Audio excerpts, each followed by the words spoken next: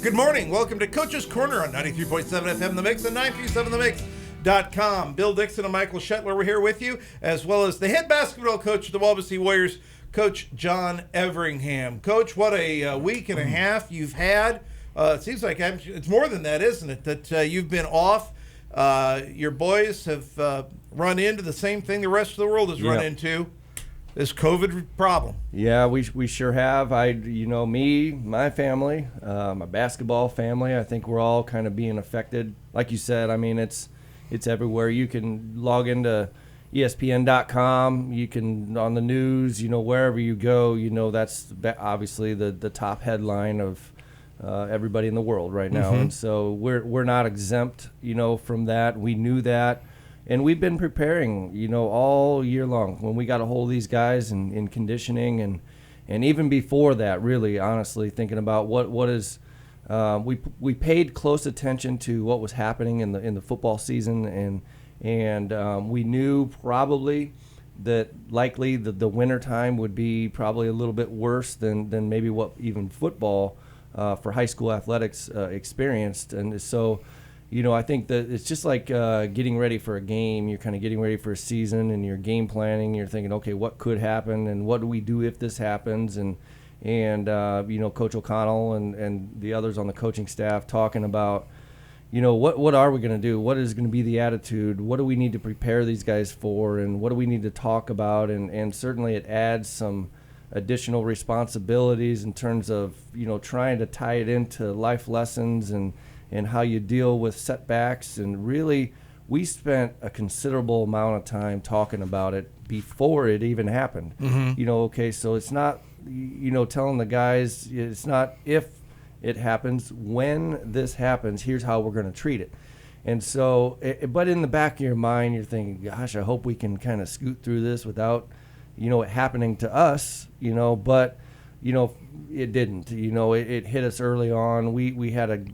We had such a great plan in our head. If everything works out perfectly, we're going to move it, preseason. We're going to do this conditioning program, and we're going to practice, 2 times before, the official practice. And we got hit with a quarantine due to a positive case on our team that knocked out everybody basically as a close contact, and we didn't get to practice that first week, and so, we missed that, but somehow we found a way really to say, okay, we knew this was coming. Here's how we're going to handle this. We did some virtual meetings and some virtual practices, and we watched film, getting ready for that first week. And as it turns out, Prairie Heights and Angola, and you think, man, we did a great job, getting ready and making sure we could field a team that was competitive. Obviously, we did that. And I was thinking in my head, man, the worst case scenario is just to have it happen right back to back. You feel like something good happened, and obviously, we all know kind of what happened after that Angola game. It became, a situation that was really tough for us to handle. You talked about the fact that you had a plan ahead of time and that you thought you knew what you were going to do. What did you do? What did you do with your boys then from the time you knew you had that positive case? Because it wasn't just boys that were affected. Your coaching staff was affected. Everybody, the whole thing was affected. The whole program was affected. How did you approach it? What did you do? Yeah, well, I think the first thing, the first thing that we did is to make sure that we were doing ethically and morally what we needed to do, what the health department was asking us to do. And we made sure that we followed those guidelines to a T. So it's not a situation where, as a human being or as a coach, you think about, well, maybe I can finagle this finagle and get this person back on this date, and let's make sure we're on the offense instead of the defense. This is not a situation that we are in, right now as a society to think about, those types of things. In basketball, high school basketball certainly is important to a lot of people, and it's very important to us, but it's not more important than the health and safety of our players, people at our school, people in our community. And so we basically did exactly what we were told to do. And so we supplied honest information. And again, we go back and you think, okay, as a player, okay, as a high school kid, it's easy to think, I'm just not going to tell anybody I'm not feeling well. I'm just not going to tell anybody. I'm just not going to go get tested. I'm just not going to do this so I can play a game of basketball. But we tried to prepare our guys like, look, this is not a situation where you tough it out, where you act like this big tough man and you tough it out and you just don't tell anybody your symptoms or whatever. And so that's exactly what we prepared our guys for, and that's exactly actually what happened. After the Angola game, it's not even worth talking about where it came from and how did you get it, and nobody ever really knows. That's right. So the fact of the matter is, we came in. For me personally, the Sunday after that Angola game, something happened there in the last couple days prior to the Angola game, where we knew we probably had a bit of a problem. We showed up on Monday and it just we just thought things don't feel quite right in practice. We were going through we actually stopped practice because it just looked as if everybody was super tired. And we practiced about 30, 40 minutes before I kind of looked around like, whoa, okay, we need to kind of push pause here and kind of see what's going on. And I wasn't, in the back of my head, I kind of thought maybe a COVID, but I really just honestly thought opening up with a back-to-back weekend, giving it everything we got, which we did. Oh, yeah. And, I thought, man, Monday, in the middle of a season, if you play a back-to-back, weekend, you may give them Monday off or you may give them Tuesday off. I just thought, wow, this back-to-back opening up the season weekend was a bad idea because we are super tired. So I noticed something on Monday at practice. We reduced practice to about 30, 40 minutes. We took some shots. And then on Tuesday, I woke up to about a series of 3 or 4 texts, from players separately. They didn't know anything about each other. Coach, I got a fever. And coach, I'm not feeling well, my stomach, blah, blah, blah. And it's like, stay home. Let's evaluate exactly what's going on. And then we had our first positive test on that Tuesday and immediately canceled practice that day. So we practiced, basically didn't practice on that Monday after Angola. And we started to figure out, we had a problem. We canceled practice on Tuesday, Wednesday, just to kind of say, oh, wait, let's back up a second. Let's push pause and kind of see where we're at here. And as it turns out, we had several of those players that did test positive, and we knew we had, an outbreak. I went and got tested. We had a lot of people getting tested and that had symptoms, and again, I do want to kind of address, a couple things. We could have went and had the whole team tested, I think, and that was a question, like, should I go get tested? I don't have any symptoms or whatever. And Keaton Dukes, was one guy that just didn't have any symptoms, and so, taking a test away from somebody who actually needs it, the directive that we had from our administration at the high school is like, look, here's the thing. If you have symptoms, you need to go get tested. And so I'm just really proud of our guys trying to ethically follow the guidelines that were given to us by the health department and waiting. Keaton waited, and he most likely was a positive case, but he waited because that's what he was told to do, and it cost him the game last night, but he did the right thing.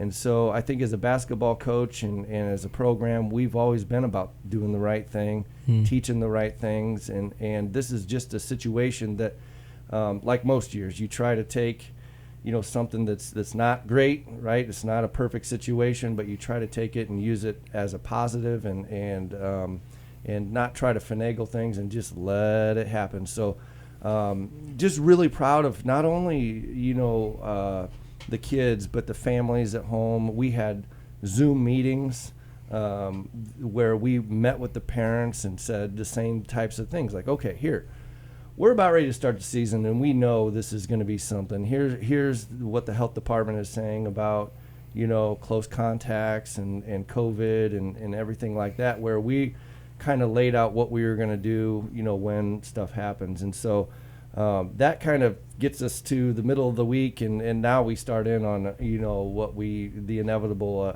our second, quarantine, knowing that we have to cancel games, and we're basically feel as if we might be onto something after we beat Angola, and we got a few games that we thought we could win, and maybe potentially even be 5-1, 6-0 going into the Warsaw game, and feel like, man, we're going to be really rolling. And then, bam, you're like, oh boy, here we go. You know, so that put us into our second quarantine, and obviously it was pretty tough on us.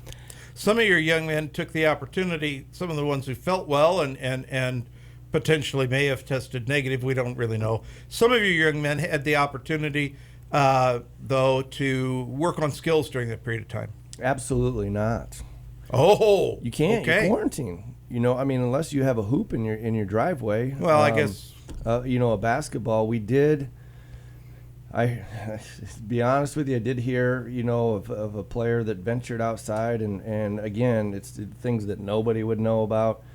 I drove to where he was at, and I said, look, quarantine means quarantine, and you can't be here, and so the things that you deal with as a coach that nobody knows about, and I guess maybe some people will now, you have to be able to, again, it's do the right thing and stay home and basically do nothing. I mean, if you have a basketball, you can work on your ball handling. We gave them, the first quarantine, we gave them workouts, push-ups and whatever. We gave them, but this one was different. The second one was different because we were sick. And so we got guys that don't feel well. They got flu-like symptoms and respiratory issues where we're thinking we can't even do any physical activity. It's like, look, rest, get healthy, don't worry about basketball. We did a couple things. We watched the Warsaw games together on a Google Meet, on a Zoom thing, and so everybody's faces are lined up. We're watching the game. We're kind of talking about, hey, watch this guy. Look at what he does. And so that was kind of fun, where everybody felt like we were kind of together, and kids were asking questions like, well, how well does he shoot? What's he do well when he drives? What have you seen? And so we did some things like that were basketball related, but for the most part, that second one, the second quarantine was different than the first one. First one, we only had one positive case, and a lot of guys were perfectly healthy. They were able to work out, do workouts. They were able to do physical activity. The second one, it was really not a lot of activity. When we come back, we're going to talk about the end of that quarantine, which was last night's game against Warsaw, here on Coach's Corner on 93.7 FM The Mix and 937themix.com.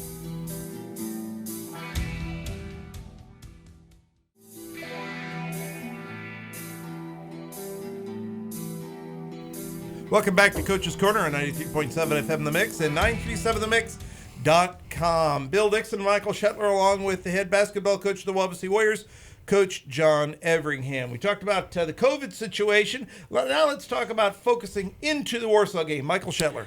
Yeah, Coach, the COVID situation itself is so devastating in the fact that it spreads so quickly and everyone is so strict about it as well, with who's allowed to sit in, who's allowed to sit out, and everything that goes on through that. And it really has the opportunity to zap kind of the team morale, team chemistry. Yep. We didn't play a game we had like a 3-week stretch where we had Angola to Warsaw last night. What did you have your guys do in preparation with just everything that went on for your entire team, your coaching staff, just to make sure that the morale was where it needed to be going into this Warsaw game? Yeah, we kept in touch, through Google Meets, a series of Google Meets, and making sure, technology today, it's not hard, email, text message, Google meetings and things like that. Again, I go back and say too that, the concern for guys keeping up on their grades. It was something that we were concerned about. And so, being involved in extracurriculars, you got a coach kind of overlooking. And I will tell you one quick story, because that's what we do here, right? That's right. We're storytelling. Love it. Yeah, you get the inside scoop on. We had a player. I won't mention names, but we had a player that the Lord of the Flies English assignment. Classic. Yeah, so I tell you what, I've never read the book. What? How did you get through with a high school diploma and not read Lord of the Flies? I didn't either, though. We didn't either in our school, so yeah. And when I read it, they were stone tablets that had been just freshly chiseled. Nice, yeah. Well, first edition. Well, I don't know if I was supposed to read it or I can't. Well, that's a whole another segment maybe, but on my academic prowess in high school. But I was talking to the player and I said, well, what do we need to do to get you to read this book? Coach, I'm not a reader. I'm not going to be able to do this. I said, well, all right, you got 2 hours to read the first 2 chapters and I'm going to read them too. And so he sent me the link, and man, we had some great conversations about, the questions on the study guide, and talking about what happened and what we thought was going to happen. Like, man, these kids, they're on this island. I mean, who's gonna be the first one to do this? And he's like, I got to read the next 2 chapters, And so it was a really cool experience. His dad called me and said, I don't know exactly what you did to get him to read. Well, 2 days, the next day, he had the whole book read. Wow. And he's like, Coach, did you read it? He's like, can you believe what happened in the book? So those are victories that again, we don't talk about, that is really, really big. And even the English teacher, I joined in on their Google Meet, and was super excited. She's talking about the books and all the English terms that I can't really, I'm not smart enough to repeat about whatever happened and what people were foreshadowing and, that type of stuff. And I'm like, man, this kind of actually makes sense. Why didn't I pay more attention in high school? This is interesting, Yeah. So that was Miss Fiscus, and just really grateful, to her to allow me to kind of be involved in that. But anyway, that was a big win for us, to have, a kid over the quarantine get into a book like The Lord of the Flies, and I asked him, I said, you gonna get another book and read it? And he's like, ooh, I don't know about that. But so I was telling my wife, we got to find another book that's interesting. So he keeps reading.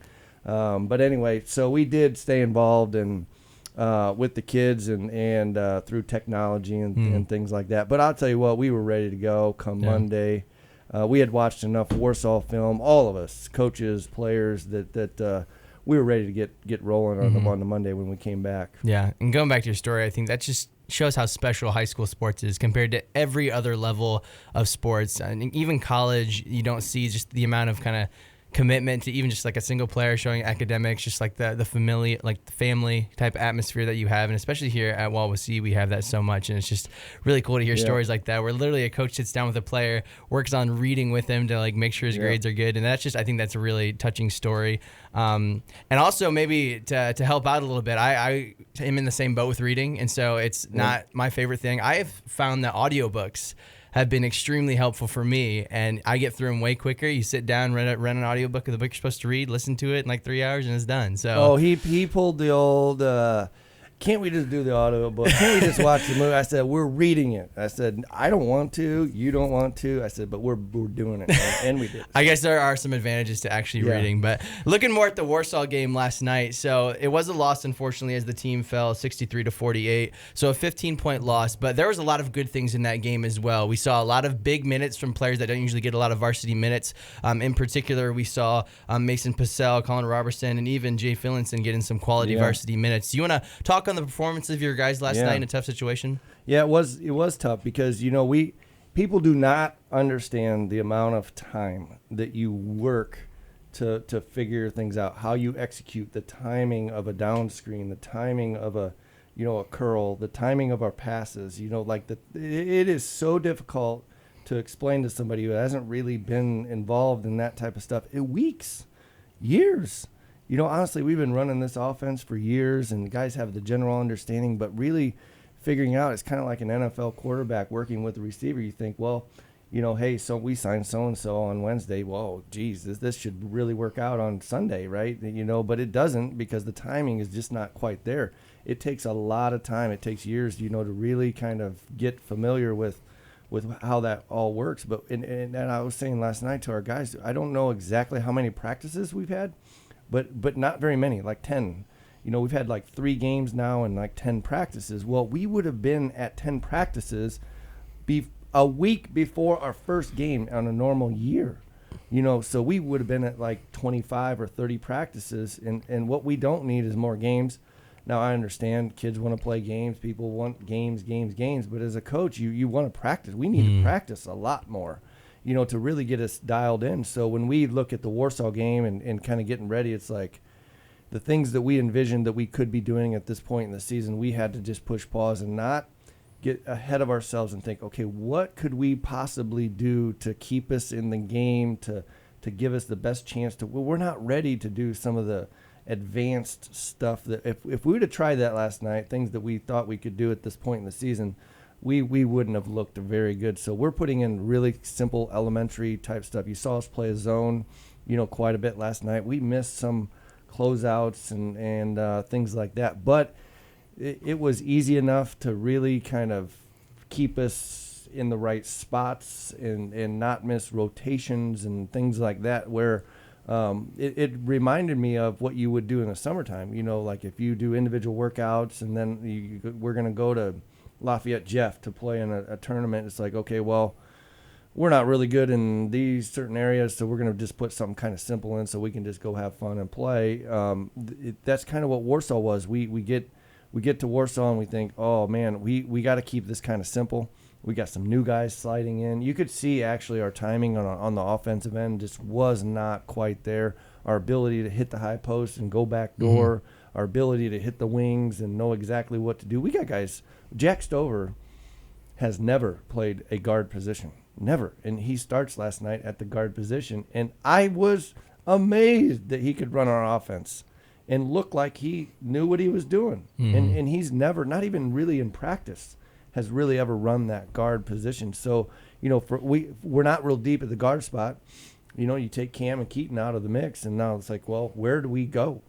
It's Ethan Carey and who else? Yeah. And so we got, Caden Weldy did a nice job for us, and but the other teams are knowing, okay, these guys got a weak spot, and we're going to try to attack that weak spot. And really our guard spot, our guard play last night was honestly the weak link there, and for obvious reasons. And Warsaw did a good job of pressuring our guards and not allowing us to get to the timing that is needed to make it look like it's supposed to, and so we tried some different things. I was searching my brain like way deep back thinking, what can we do? And I was telling Coach O'Connell last night, it's like, there wasn't like an answer there. It's like, basically keep playing hard, guys. Just sticking with it, stick with it. And we did. I thought we did a pretty good job of that.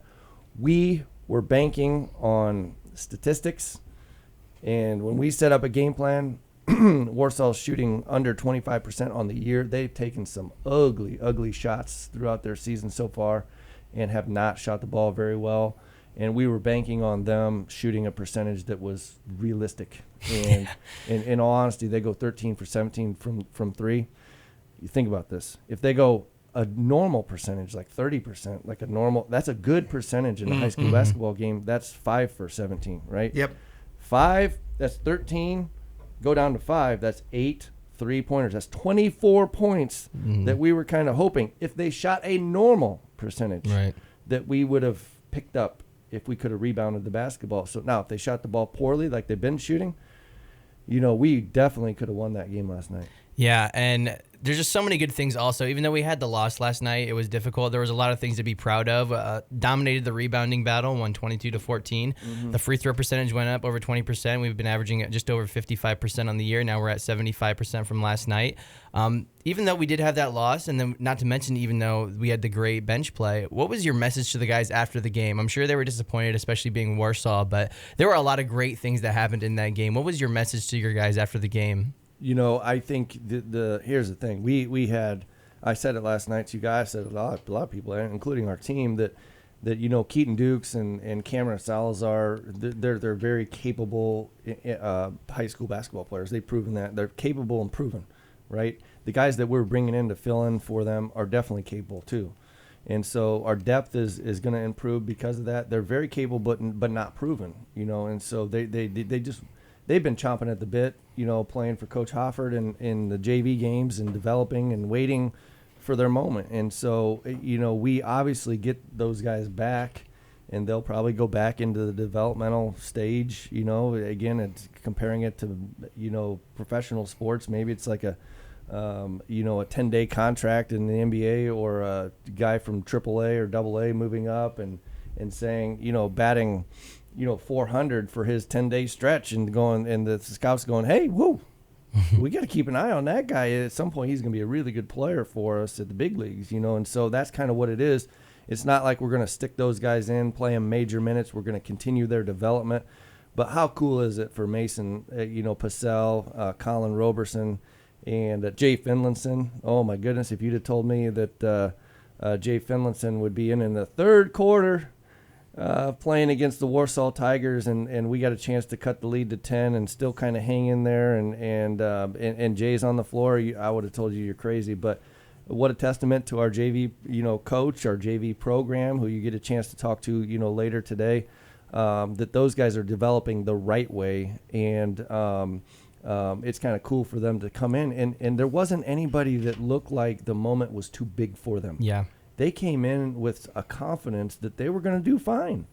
And you know what? As a coach, I thought when I put Jay in there, when I put Mason in there, Colin, I thought these guys are going to be fine. They weren't tripping over themselves, throwing the ball up into the 10th row, and you're like, oh yeah, that guy needs some work. That guy didn't really look like they all look like they belong. Yeah. And not only that they belong skill-wise, but they belong temperamentally. So many times, the first time a JV kid plays varsity, and the first time a JV kid plays real minutes varsity, you get a little deer in the headlights. Mm-hmm. We didn't have any of that last night for your JV people that moved up. Honestly, and the thing is, well, what bigger game can you throw them in the fire? Yeah. It wasn't like we were playing a team of lesser caliber. Mm-hmm. It's like we're playing the Warsaw Tigers, Channel 46 game of the week. Yeah. It's a huge game, our first NLC game. And you're throwing these guys in. How fair is that to them? But again, there was a confidence. There's a lot that goes on behind the scenes and in building someone's confidence to say, you can do this. When your shot comes, when you get that opportunity, you're going to do fine. And you know what? They start going, yeah, I think I believe that. So when can I do that? So hey, coach, put me in. Me in. Honestly, it's kind of cool. You look down the bench, and every coach does this, right? They look down and they go, well, who am I going to? And you got 5 guys staring at you going, me. Put me in. Put me in. I've been in situations where when you turn your head looking for people to put in, they're putting their head down like, hey, can you put me in against maybe a 1A or a 2A team so I can have some success, coach? It wasn't like that last night. It was like everybody's looking like, I'm ready, coach. Put me in. I'll get the job done. And they did last night. And how cool is that? How good is that for our team, our program? And it really a testament to how far we've come, over the last 3 to 5 years, to think we got a nice basketball team, a rotation of 6, 7 guys, but we got other guys, down the line that are just chomping at the bit to get in. And when they do, they provided some much needed game minutes last night. And occasionally those guys historically have been just situation guys. Your guys showed real breadth last night. Yeah. Your new guys showed real breadth. Yeah, I mean, Adam Beer has been a guy in practice that made Austin Miller the player he was last year, but getting no credit for it, guarding him every day in practice. He guards Keaton Dukes every day in practice. And for him to be the student athlete, of the week, the Channel 46 student athlete of the week was nice for him. He gets the start against Warsaw, and for him to do a good job and do his job in there. And not just one job, but the whole list, everything that you asked for him to do. He brought the whole package. Absolutely. And I've said this before about some of our guys, but my goodness, if you're looking for a good employee, we got lots of them. Like if you're looking for an intern, you're looking for an employee, you're looking for that guy, that you don't need to look much further than our basketball team, because we got a lot of really cool guys and that will work hard and do what they're told. We're going to talk to Coach Hoffert of the JV program next, and then come back and talk about the upcoming schedule for the Wawasee Warriors here on Coach's Corner on 93.7 FM The Mix and 937themix.com.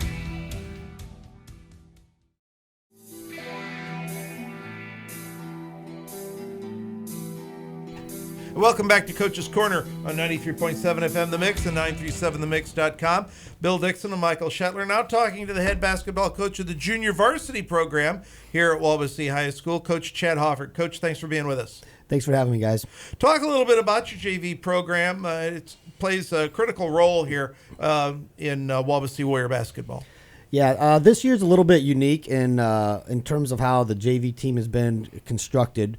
Obviously, we know of the COVID situation. We've also had some injuries and some other things that have kind of had people coming in and out and practicing sometimes, but maybe not full time and so forth. So we've sort of had to put some pieces together, and we haven't really had time so far this year to practice as a unit. As a matter of fact, last night was the first time those guys had played together as a unit in 3 weeks, because they had mostly been involved in either contributing to the varsity's preparation, or a lot of them were on the freshman or C team, and they just hadn't had a lot of practice time or minutes with the JV, and were just kind of coming in and filling roles and playing, and they played a lot and they played well, and but it goes to having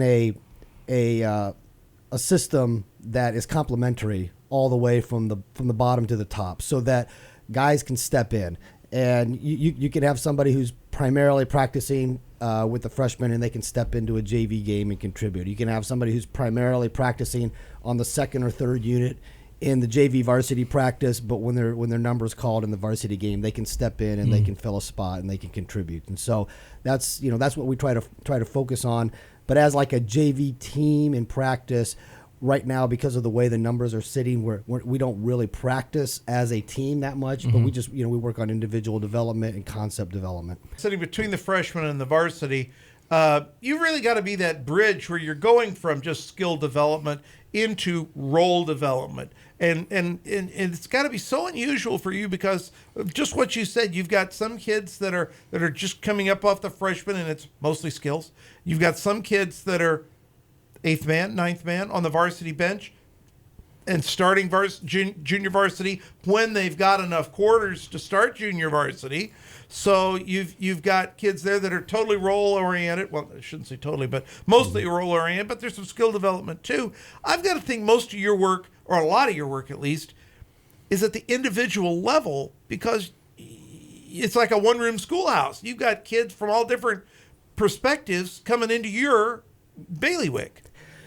So yeah, because we're not, and having coached at primarily a lot of middle school and at the freshman level, where I'm running my own practice and I have my own practice plan for 90 to 120 minutes or whatever. This is different because it's Coach Everingham's practice plan, and then I'm trying to work on things with guys as it fits into that into that scheme. So we have what are called weekly points of emphasis. So with certain players and as a team. So even though I don't necessarily get to have a big chunk of time with just the JV guys, we post what's called points of emphasis, and we're like, these are the things that while we're doing what the master plan is or whatever, these are the little things that I want you to be focusing on, either as an individual or as a team. And so as an example, and there's multiple, I could just give you as an example, Mason Possell. We've asked him to, during the JV time, to be a guard. Well, he's played his entire life as a post. So this year we're like, we need you to be a swing person who can come in as a wing or a post. So in the JV aspect, in the JV minutes, you're going to be playing wing. You're going to be out of your comfort zone. You're going to, you're going to take risk. You're going to risk failure to try to get better in those types of things. And we wanted him stepping out, and so we were doing that a lot. And there was frustration that could build up in that, but we tried to give them the confidence. Hey, just keep working at it. And I really think that we saw a dividend to that, on Friday night, because when he did come in, he was playing wing. Yep. And he got the ball and he tacked the basket, and he made some key plays. And so that's one of the things where we say, all right, here's our point of emphasis. This is what the one or two things this week we just kind of want you to work on, whether or not we're doing something with the varsity or something that's not with the varsity. This is what you can kind of focus on as a player development thing. Michael? Yeah, and Coach, you've been saying that you guys haven't really been able to do a lot of team stuff with the season going on so far. I think that's really impressive to see that you guys are sitting at 2-1 with not really being able to focus on just the team in general, really kind of having a crazy year. And you also have a lot of really young guys stepping up and playing big roles. We have Ty Brooks, Carson Smith, or another 2 freshmen that are playing big minutes. Tell me about just what you've seen in your guys throughout this entire process, even not being able to play and grow cohesively, maybe as a team, just how they're still being successful in the games. Yeah, so in just kind of the regular game flow, we're pretty comfortable because of the way that, like I said, we just kind of we started last year, and I was coaching with middle school. We started implementing the system full bore in seventh grade. So I was working with the freshmen as eighth graders last year, so they knew the bones of it. So all of those things are good. They know roles. They can play multiple positions because they understand the concept from a bird's eye view, and not necessarily like, oh, I run from point A to point B and so forth. There's still a lot to learn. It's a very comprehensive type of offensive scheme, but where we see it, where we struggle a little bit is in situational things, because maybe if we have if we want to call a certain set or something like this, sometimes I'll have to be like, does this guy know that set, or has he practiced with this one yet? And so there's certain situational things that that we struggle with in terms of having to kind of figure out on the fly. But the basics of it, it's been pretty good. And, it's good to have the overlap. I mean, you've got freshmen, sophomores, and juniors all overlapping together, and they help build each other up. And, and the seniors, even though they're playing, on the varsity or whatever, when the younger guys are in practice, they don't take it easy on them, but, they do it, they do it out of love. Definitely. Last night we had a lot of JV players play huge minutes in the varsity contest, much more so than we've seen, not just last year, but more so than we often see in any year. Did you take some lessons away from that? Did you see things that you'll use then in your work with them at the JV level?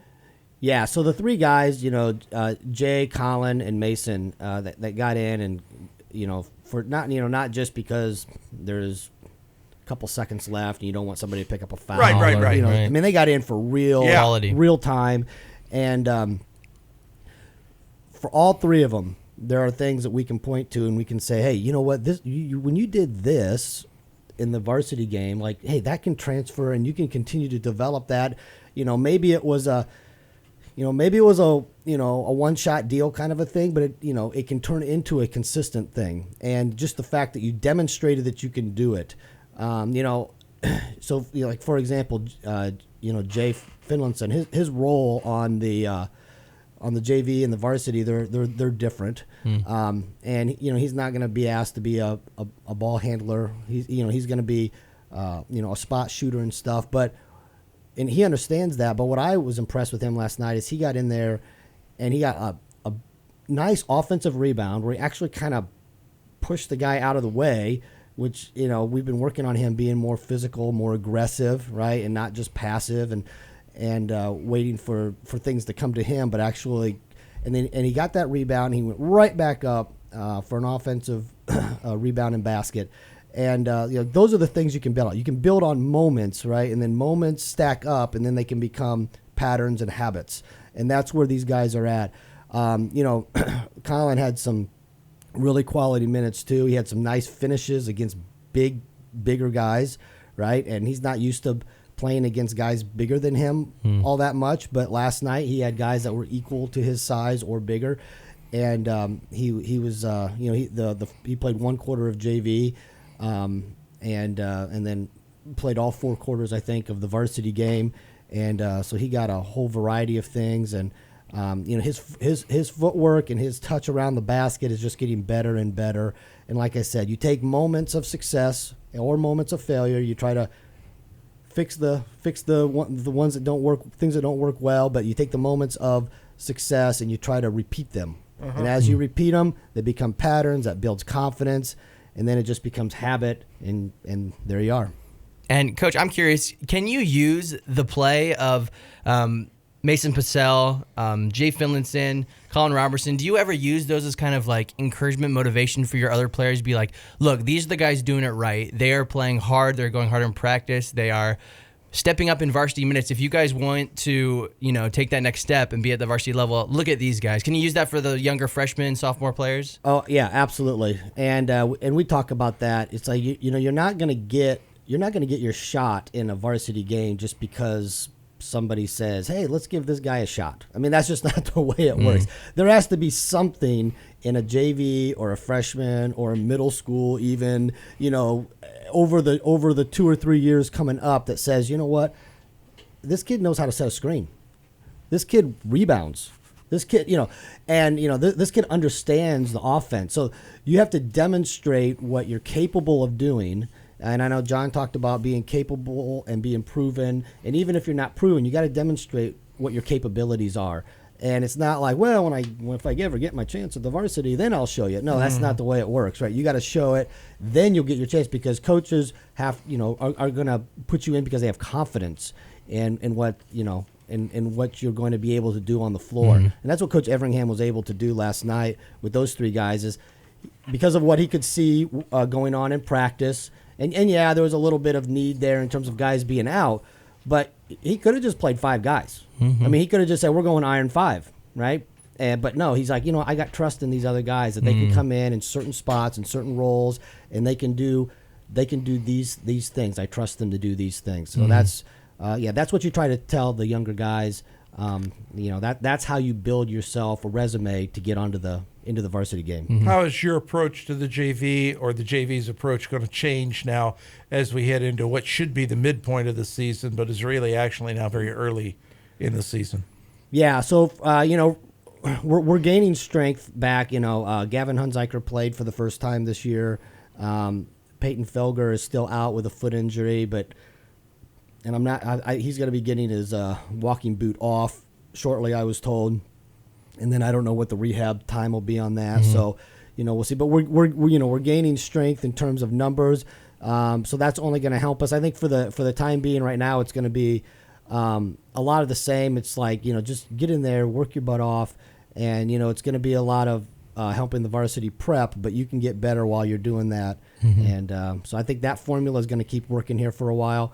But as we continue to gain strength in numbers, and some of the freshmen, like you said, Carson and Ty, and some of those guys, as they they might be getting more JV practice minutes. Freshmen like become that. more JV. Some of the JV become more varsity, right. And that flow just continues. Right, because Coach Everingham would like to have he wants to have depth on the bench, and so having on the varsity bench. So if you can increase your depth from a 6-man rotation to a 7-man to an 8-man rotation, you're just giving yourself all kinds of options, to work with. So yeah, Coach Hofford, as the JV coach, what would you say your primary role is in the basketball program? Is it player development, or what would you say that your kind of primary role is within the program?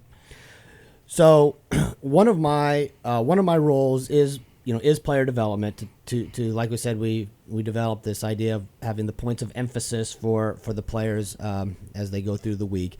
But another one is to sort of be a different set of eyes. So sometimes Coach Everingham and Coach O'Connell will work through a practice plan, and then they'll tell me to try to look at it from a different point of vision and try to maybe see where there's a gap or a crack in it, and think like the opposing coach and say, hey, what would if you see something that could be a problem, try to expose it so that we can get it better. So sometimes we'll spend some of our minutes in practice. I'll be like, hey, what I want you to do is I want you to go, run this type of an action on the baseline or something like that. And even if it doesn't work or whatever, it's just trying to think, okay, how can we make them better defensively, or how can we make them better offensively by trying to maybe expose some of the weaknesses or things that need to be developed. So there's that role too, which is it's different, but it's important and it's fun as well. Coach Chad Hofford of the Wawasee Warriors Junior Varsity Program. We'll be back with Coach Everingham and a look at this week's upcoming action in just a moment here on Coach's Corner on 93.7 FM The Mix at 937themix.com.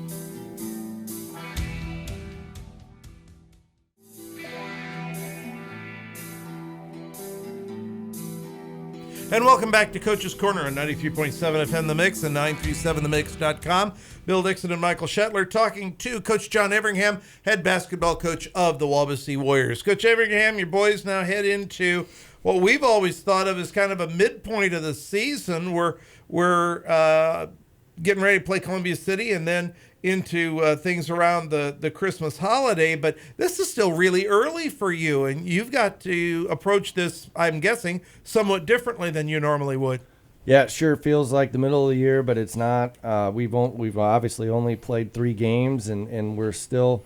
Again, I mentioned before, that we need practice. We got to get into the gym and really work on timing issues and defensive rotations and also looking at our roster. We talked about some guys that really are vying for some varsity minutes, some additional varsity minutes. So we're going to have to look at those substitution patterns and start to, you think of somebody like Ethan Carey. You think about how many minutes he's logging at a energy level that's really, really high. And so you also have to start considering, at what point does that player start to break down later in the year? And we start to conserve, some minutes. It's nice to have an option of putting some other guys in there to start reducing his minutes just a little bit, to giving some rest, throughout the season, so that, he's fresh, at late in the season, and so I think those are options now that are a luxury that I think that we're going to have, so those are all things that we're kind of thinking about leading into the break. Obviously school is out now. We got a 2-week school break. We had, at the beginning of the year, we had some plans to take some time off, and obviously we will around the holidays, but much less time. We got to get in here and practice and talk to the parents, and it's a little different. It's obviously different. The time that you give off, families travel to go see family members, and I think travel has been reduced, I think, for most families. And so we've talked to the parents about, look, we apologize that it's not necessarily required to be here at practice when we weren't scheduled, because what families do is they'll look like, oh, coach has got a stretch of 4 or 5 days off. They'll prepare. Yeah, and so we give that to them early, and we do not change that. I'd never change that, because of that we asked the parents, over Christmas break, to please take a look at our schedule and please plan accordingly. And we got parents that do a great job of that. Now we're like, hey, we were going to take 5 days off. Now it's 2. And so, if a family is deciding to go and travel, we're not going to hold it against the player. But we really need those guys to be in the gym, getting ready for, the so-called second half of the season. We come back. We're in a stretch right now. Woo-wee. Seriously. We got Warsaw Tigers. We got Columbia City, who is a really strong basketball team.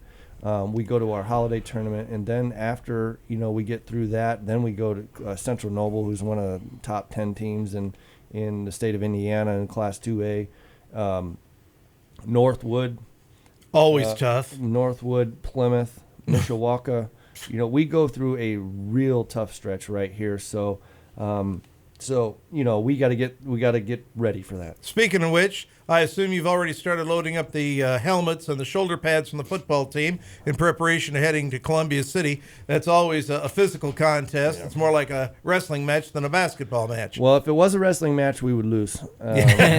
Seriously, because they're big, man. They're big. That's it. They're impressively looking basketball team. They're a good team. I think at the 4A level, they're going to be in contention in every game that they have. They had Warsaw down, I think, 5 or 8, 10 points. They had them in a bad spot, and Warsaw kind of came back and beat them late.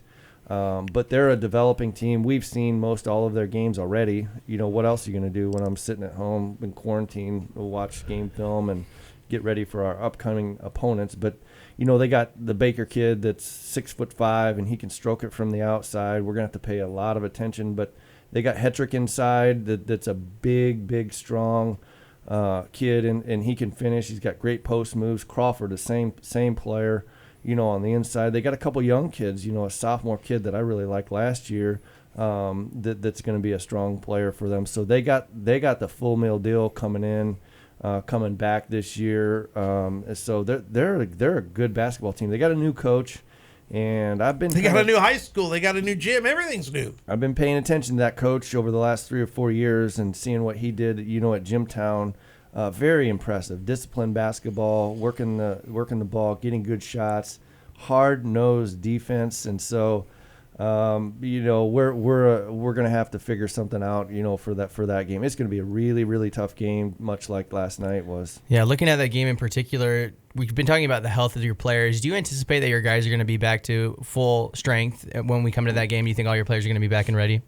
The players will be back, hopefully. We're awaiting one test today. If that test comes back negative, we'll have all the players back. But there's zero chance that conditioning-wise or practice, the things that we wanted to do at this point in the season, we're not even close. Honestly, we're not even close. Now we're competing hard and we're playing hard, and that makes up for a lot of things that we can't do. But there's no way we're not going to be where we want to be probably till late January, and so. Convincing our guys to be patient, like, hey, we're going to get there. We really are going to get there, but it's going to take a little bit of time. That doesn't mean we can't win basketball games, because obviously I think last night, if Warsaw doesn't go crazy from three-point range, we probably win that game without our two best. We can still win basketball games, but where we think we can be, if you're starting with the end in mind, you're starting what type of team could we be, we're not even close. I mean, we're not even close. We got a long way to go, and really the goal now is to really say, okay, what do we need to do? Don't get in a hurry. Don't start trying to skip steps that you need to take in order to be a good basketball team. Let's take it one step at a time. Be patient and go one step at a time. Develop your players the right way. And if we can do that, we can still be a really, really good basketball team, maybe in the middle to the end of January. Then you get 5 games, 3 games to really go, oh, wow, we got a good basketball team. We're going to be really hard to beat when it comes to the real tournament, And so that's still the plan. We're still in the developmental stage. We can't get too upset if we lose or drop a couple. We just need to keep getting better. So then after the Columbia City game on Tuesday, which, by the way, we should mention, will be on the radio at 93.7 FM. We will be on the internet at 937themix.com. The girls are playing at exactly the same time. The girls will be home v. Concord. They will be on CPG-TV and CPG-TV.com. So you can hear either game on the internet. The boys will be on the radio. The girls' video will be on CPG TV. After we get done with Columbia City, next thing on the schedule, 2 games, holiday tournament, big time for Wawasee. Just hosting our own holiday tournament's a big deal. Varsity and JV this year. So much thanks to, the athletic department, to Mr. Brent Doty for getting that. We really wanted the JV included in that, in a one day. So we're playing 8 games here at Wawasee on that day. So there's going to be a lot going on. Obviously the fans will be restricted as normal, but we'll have a lot going on and a lot of, potential for really good things there. Ileana Christian, we bring in some teams from the outside that you probably never heard of. We played Hanover Central, a couple years ago. We played South Bend St. Joe. You can't quite remember the team out of Gary Lighthouse, last year, I believe. So this year, Ileana Christian from up in the region, who's a good basketball team. They've won 3 games already this year against some solid, teams up in the region. So we're going to open up with Ileana. That's Illinois and Indiana swished together. Ileana. And I'll give you an interesting little tidbit on that. There was a point in time when COVID restrictions, the state association in Illinois had shut down basketball. Yep. They weren't going to play basketball this year. And so you think about, well, where are those kids potentially going to go to play basketball?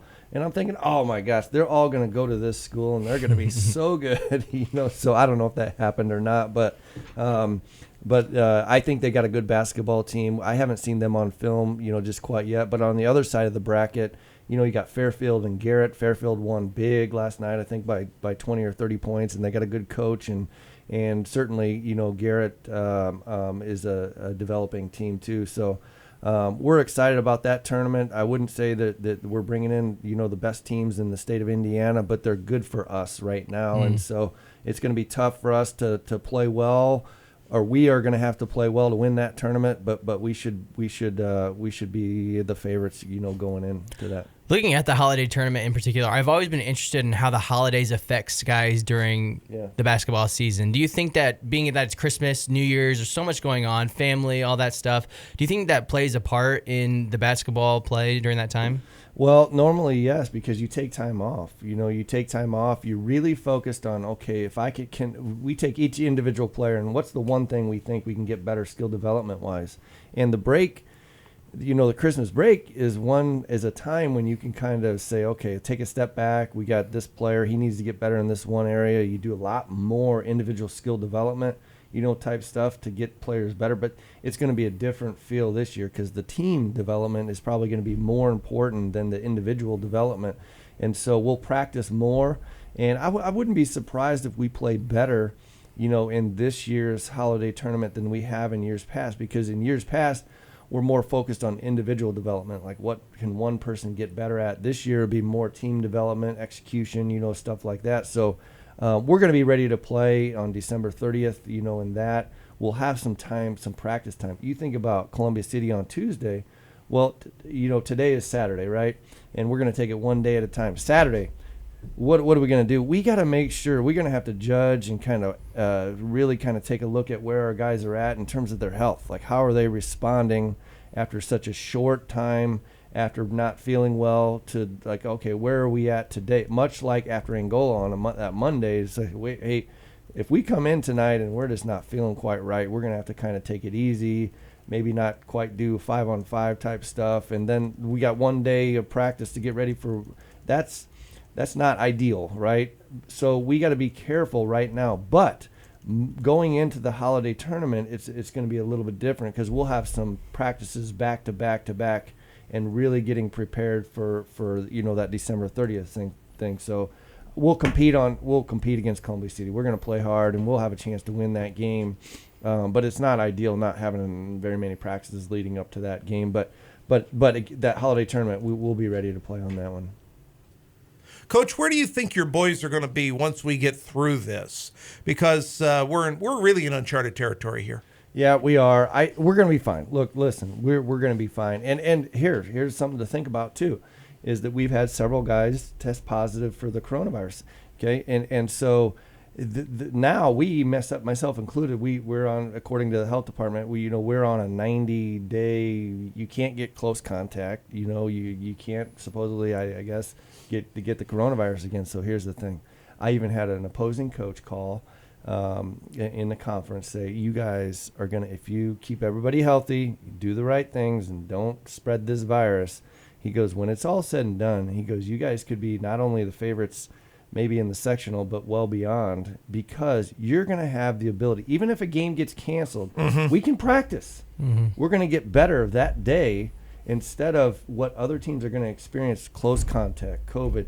They're going to be, their season is going to be choppy. Like, they're going to get ready for one game and be missing two guys. They're going to get ready for the next game and somebody's got COVID, close contact. They're going to be dealing with that for the rest of the season. We only got a couple guys that we have to worry about close contact from here on out.